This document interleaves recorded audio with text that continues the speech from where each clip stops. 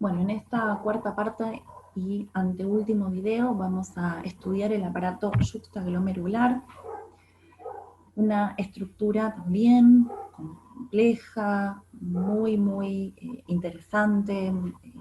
Compleja no porque sea difícil de entender, repito lo mismo que antes, sino que porque está formada por muchas estructuras, por muchas células, con cada una diferentes funciones, así que vamos a ir entendiéndolo de a poquito. Este aparato yuxtaglomerular está formado por, podríamos decir, tres partes. Por la mácula densa, por las células yuxtaglomerulares. Yuxtaglomerulares significa al lado de, algo yuxtapuesto es algo que está al lado de, entonces son células que van a estar al lado del glomérulo, ya vamos a ver su origen, y las células mesangiales, pero en este caso extraglomerulares. Recuerden que cuando vimos el aparato de filtración estudiamos las células mesangiales intra, las que estaban acá dentro del glomérulo. Ahora las células mesangiales que vamos a estudiar son las que están acá afuera. Bien, bueno, vamos por cada una de las partes. La mácula densa es la estructura que se forma cuando el túbulo contorneado distal pasa por el polo urinario. Pasa por el polo vascular, pasa por el polo vascular, ¿bien? Cuando el túbulo contorneado distal pasa por el polo vascular, acá lo vemos, las células que toman en contacto con esa región tienen una modificación y a esta estructura se la conoce como mácula densa. La función de la mácula densa es actuar como sensor del filtrado glomerular, ¿bien? Ahora lo vamos a ver con más detalle qué pasa cuando ese filtrado es deficiente, cuando tiene poco sodio, cuando tiene poco líquido, ya vamos a ver qué pasa. Fíjense que en los preparados se puede ver bien y lo vamos a ver en el práctico también. Este sería el corpúsculo renal, donde vemos la capa parietal de la cápsula de Bowman, el espacio urinario, el polo urinario, y en el polo contrapuesto vamos a ver esta región que se genera como medio confusa, pero bueno, vemos el túbulo contorneado distal que toca el polo vascular. Bien, esa es la mácula densa, y que como vimos varias veces que en distintas regiones del cuerpo, en distintos órganos, hay estructuras que funcionan como sensores, bueno, la mácula densa está sensando constantemente la calidad del filtrado glomerular. Bien, bueno, esta mácula densa también está en contacto con las células mesangiales extraglomerulares. Recuerden que las células mesangiales son las que están entre los vasos, ¿bien? Y las células yuxtaglomerulares, que son bastante particulares, porque miren dónde se encuentran. Tómense un minuto para ubicarlas. Tenemos la arteriola aferente, que se capilariza, y sigue en la arteriola eferente. Bueno, las células yuxtaglomerulares son las células musculares de una región de la arteriola aferente modificadas. ¿Por qué modificadas? Porque fíjense que en su interior se ven como gránulos, y esos gránulos tienen una hormona que es la renina.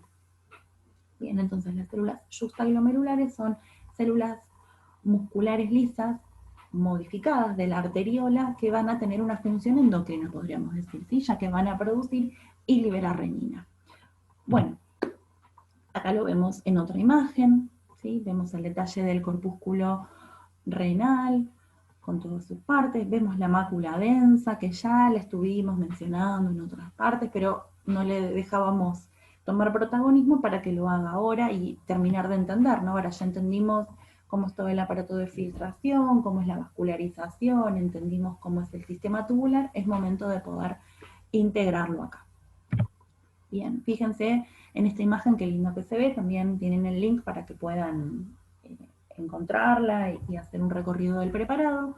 Vemos el corpúsculo renal, donde en esta imagen, por lo bien que se ve, se pueden identificar las células endoteliales de los capilares, se pueden ver las células mesangiales, los podocitos. Obviamente que nosotros no se los vamos a pedir que lo identifiquen, pero bueno, aprovechando esta imagen que se ve, se los mostramos.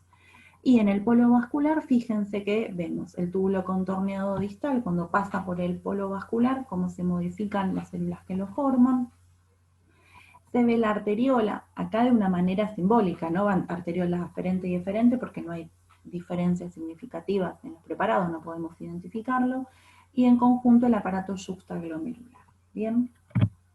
Bueno, entonces, ¿de qué manera funciona este aparato yuxtaglomerular? Y lo vamos a relacionar con un tema que estuvimos viendo en otros sistemas.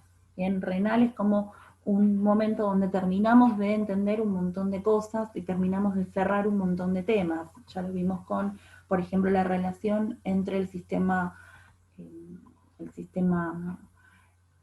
endocrino, el tejido óseo, renal, con el tema del metabolismo sofocálcico. Ahora vamos a ver el sistema renina-angiotensina-aldosterona, que fue también uno que estudiamos en endocrino. Ahí lo dejamos medio en suspenso, hasta respiratorio y luego hasta renal. Bien. Entonces, bueno, pensemos lo siguiente. Estamos en una situación de deshidratación o deficiencia de sodio. Ustedes saben que los iones tienden a retener agua por una cuestión de polaridad. Entonces, bueno, eh, este sensado hipovolémico o carente de sodio se interpreta de esa manera. O, por ejemplo, frente a una hemorragia, ya sea en una cirugía o, por ejemplo, en un accidente, bueno, como consecuencia, la mácula densa, este sensor, entiende que hay una disminución de la volemia, una disminución del volumen sanguíneo. Entonces, como consecuencia, también disminuye la tensión arterial y eso es lo que también va a sensar la mácula densa, un filtrado hipovolémico y una disminución de la presión arterial. Entonces, las células mesangiales que están acá, ¿sí? También se contraen. Recuerden que tenían dos funciones, de fagocitar, que es la que ocurría en el interior del glomérulo, y contráctil, que es la que ocurre en esta región, se contraen, y esa contracción también estimula a que las células yuxtaglomerulares, que dijimos que eran células modificadas, células musculares, perdón, de la arteriola modificadas con función endocrina, bueno, produzcan y liberen renina. Bien, renina hace referencia a riñón, pueden asociarlo de esa manera. Bueno, entonces la renina, cuando ingresa a la circulación, estimula a que el angiotensinógeno, una proteína plasmática, se transforme en angiotensina 1. Acuérdense el nombre, angiotensina. Angio significa vasos sanguíneos, tensina viene de tensión de presión arterial. Tengámoslo ahí en suspenso. Bien. Recuerden que nuestro objetivo es aumentar el volumen, aumentar la presión sanguínea, ¿sí? Si nuestro inicio de esta cadena fue una deshidratación, una baja en la presión arterial, nuestro objetivo homeostático es contrarrestarlo, ¿no? Subirlo. Bien. Entonces, la angiotensina 1 en el pulmón, gracias a la enzima convertidora de angiotensina, se transforma en angiotensina 2 y la angiotensina 2 lo que va a hacer es estimular varias cosas, ¿sí? Por un lado, vasoconstricción de las arteriolas, ¿sí? ¿Para qué? Vasoconstricción de las arteriolas, para aumentar la presión arterial. Por otro lado, va a estimular, ¿sí? En la corteza de la glándula suprarrenal la liberación de aldosterona, y esta hormona, pensemos la función que tenía, ¿sí? Tenía la función de aumentar el potasio en el líquido extracelular, aumenta también la reabsorción de sodio y por lo tanto aumenta la reabsorción de líquido. Además, bueno, también contribuye a la vasoconstricción de las arteriolas, también disminuye lo que es el filtrado glomerular, disminuye, por ejemplo, la sudoración a través de la reducción de la producción de sudor, también estimula que se absorba mucho más agua en el tubo digestivo. Entonces, de esa manera, fíjense cómo va aumentando la volemia y de a poquito la tensión arterial va a llegar a los valores normales, ¿sí? De esta manera es que interviene el sistema renina-angiotensina-aldosterona. Por eso es un sistema bastante complejo porque intervienen varias hormonas en varios momentos y involucrando varios órganos.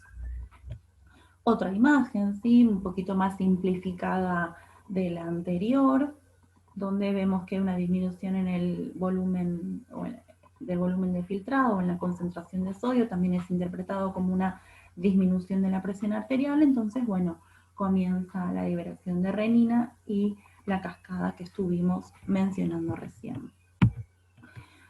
Bueno, algo que lo vimos en respiratorio, pero que también viene al caso porque mencionamos esa enzima, es el receptor para la enzima convertidora de angiotensina. Volvemos acá, ¿sí? En estas células, en células alveolares, están los receptores para la enzima convertidora de angiotensina. ¿Y por qué viene al caso? Bueno, si bien es tema específico de respiratorio, ya que lo mencionamos, son células que están siendo estudiadas y receptores que están siendo estudiadas últimamente porque se vio que es la vía de ingreso del coronavirus al cuerpo y que estos receptores no solamente se encuentran en dichas células, sino que están ampliamente distribuidos, fíjense, en sistema respiratorio bajo, lo que mencionamos recién, en corazón, en riñón, en estómago, vejiga, esófago e intestino, ¿sí? Donde en el estómago, en el pulmón es donde principalmente se ve su expresión, pero bueno, fíjense en el resto de las células que también intervienen en esta función, ¿no? Acá tienen el link del artículo completo para que lo lean y para que lo puedan relacionar, quizás no tanto con sistema urinario, ¿no? Porque es un detalle, es un receptor, pero sí que lo tengan en cuenta para respiratorio como otra herramienta. Bueno, acá vemos con un poco más de detalle, ¿no? Todas las hormonas que intervienen en la regulación de la reabsorción y secreción tubular, como para que tengan complemento, y las hormonas que intervienen, las funciones y demás. Imágenes para que practiquen, para que vean el corpúsculo renal. Acá vemos el corpúsculo renal con la mácula densa, acá vemos distintos cortes de tubos, acá vemos una región de la corteza donde se ven los corpúsculos, los rayos medulares, y entre rayos medulares los laberintos. Y bueno, en el próximo video, que es la última parte, nos dedicaremos a estudiar las vías urinarias, ¿sí? Uréteres, vejiga y uretra. Una vez que la orina está formada, cómo se conduce por los uréteres hacia el órgano de almacenamiento, que es la vejiga, y cómo se elimina por la uretra.